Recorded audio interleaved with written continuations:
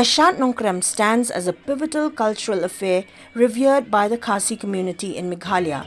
It showcases vivid traditional performances, rituals and ceremonies emblematic of bountiful harvests and prosperity. This festival provides a platform to showcase the opulent cultural legacy of the Khasi people, garnering attention from both local and global audiences.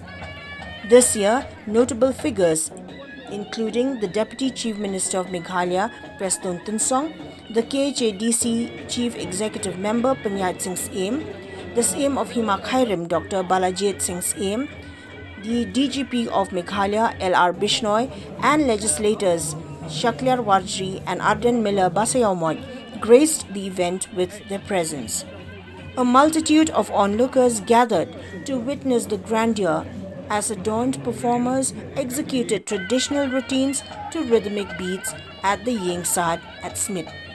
With a total of 288 participants comprising of 170 females and 118 males, this cultural extravaganza sought blessings for a fruitful harvest in the upcoming season.